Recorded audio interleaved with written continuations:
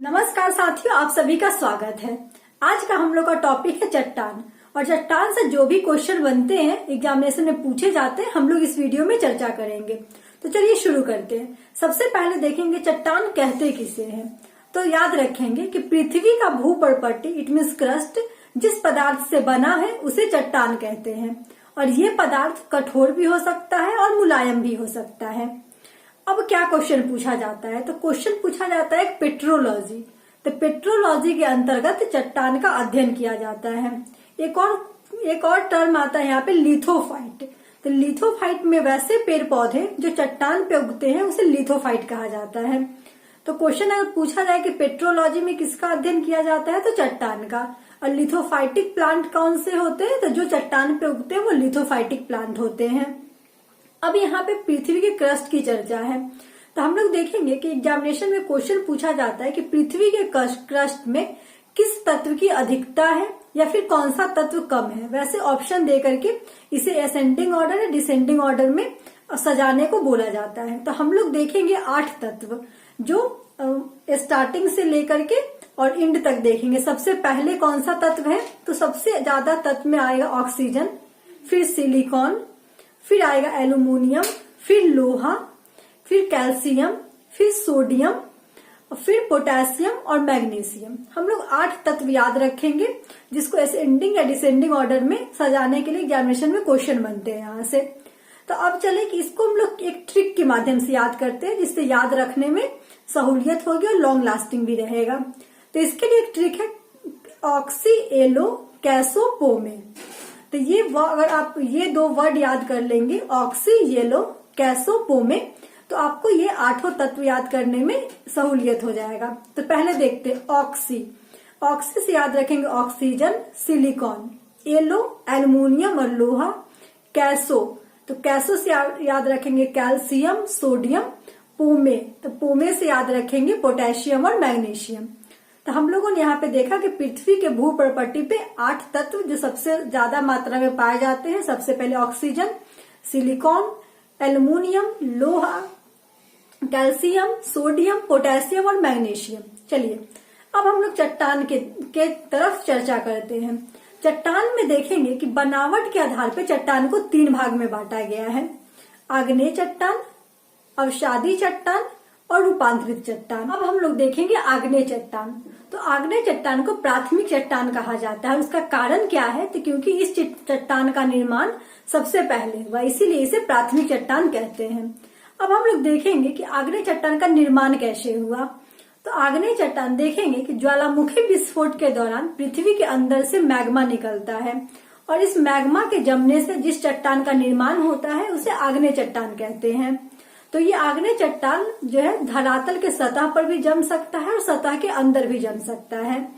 तो हम लोग यहाँ पे देखेंगे कि आग्नेय चट्टान को भी 2 भागों में बांटा गया है, बाह्य आग्नेय चट्टान और आंतरिक आग्नेय चट्टान। नाम से स्पष्ट होता है कि मैग्मा अगर धरातल के सतह पे जमा है तो वो हो जाएगा बाह्य आग्नेय चट्टान, और जो अंदर में जो धरातल के अंदर जमा है वो हो जाएगा आंतरिक आग्नेय चट्टान। तो आंतरिक आग्नेय चट्टान के अंतर्गत देखेंगे इसको भी 2 भागों में बांटा गया है, एक मध्यवर्ती आग्नेय चट्टान और एक पातालिक आग्नेय चट्टान।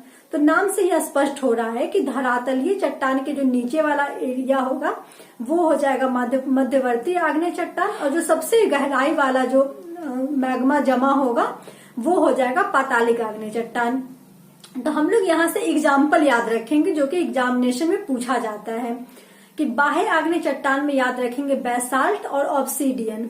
तो ऑब्सीडियन से क्वेश्चन पूछा जाता है, किसे प्राकृतिक सीसा के नाम से भी जाना जाता है। तो बाह्य आग्नेय चट्टान हो गया बेसाल्ट और ऑब्सीडियन, और मध्यवर्ती आग्नेय चट्टान से याद रखेंगे बैकोलिथ, लोकोलिथ, फैकोलिथ, लोपोलिथ, सील और डाइक। 6 एग्जाम्पल याद रखेंगे क्योंकि एग्जामिनेशन में इस वाले टॉपिक से देखेंगे तो एग्जामिनेशन में एग्जाम्पल बेस्ड क्वेश्चन पूछे जाते हैं कि जैसे कि 3-4 ऑप्शंस दे दिए, उसमें से पूछा जाए कौन सा आग्नेय चट्टान नहीं है या फिर कौन सा दूसरा चट्टान है। उस टाइप से एग्जामिनेशन में क्वेश्चन पूछा जाता है। तो एग्जाम्पल को ध्यान में रखेंगे। बाह्य आग्नेय चट्टान के अंतर्गत आएगा बेसाल्ट और ऑब्सीडियन, और देखेंगे नीचे में जो आंतरिक आग्नेय चट्टान है तो उसमें मध्यवर्ती आग्नेय चट्टान के अंतर्गत आता है बैकोलिथ, लोकोलिथ, लोपोलिथ, फैकोलिथ, सील और डाइक। वही पूछा जाएगा कि पातालिक आग्नेय चट्टान के अंतर्गत कौन कौन आएगा, तो वो आएगा ग्रेनाइट और गैब्रो।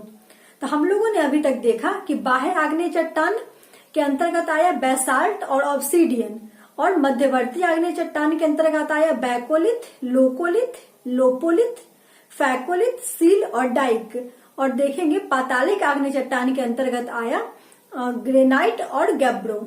अब यहाँ से हम लोग देखेंगे आग्नेय चट्टान में कुछ और क्वेश्चंस। तो आग्नेय चट्टान में जीवाश्म नहीं पाया जाता है।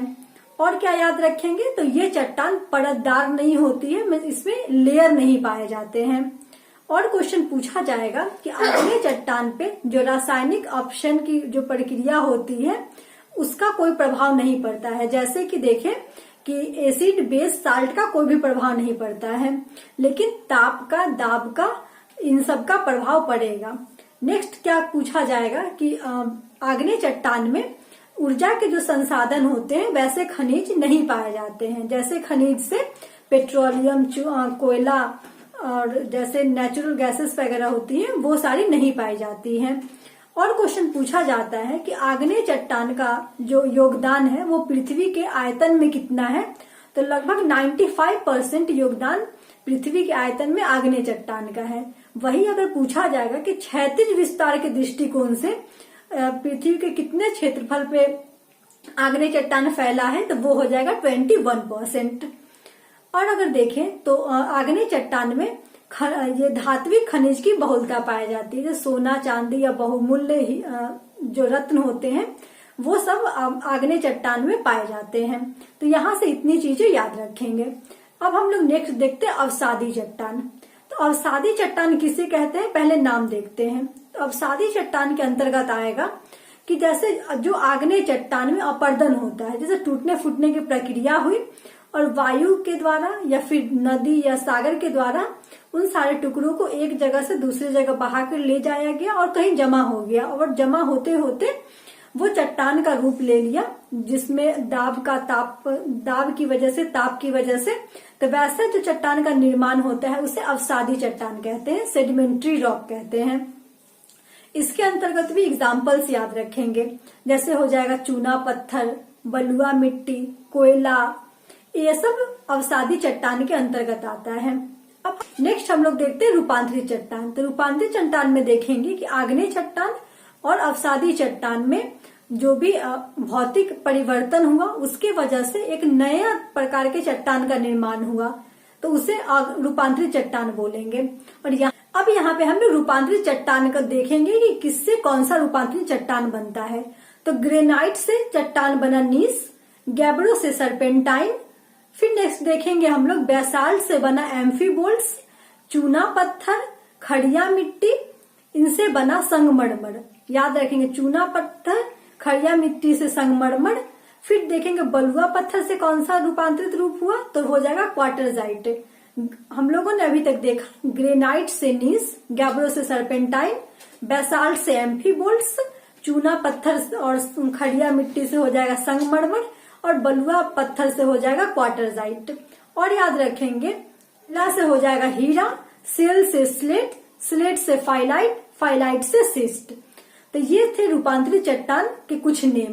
तो यहाँ से एग्जाम्पल्स बेस्ड से क्वेश्चन पूछे जाते हैं, तो एग्जाम्पल्स को जरूर से ही याद रखेंगे। आई होप आपको ये सेशन अच्छा लगे, और अच्छा लगे तो लाइक, शेयर और सब्सक्राइब। फिर मिलते हैं नेक्स्ट वीडियो में किसी इंपॉर्टेंट टॉपिक के साथ। तब तक के लिए धन्यवाद।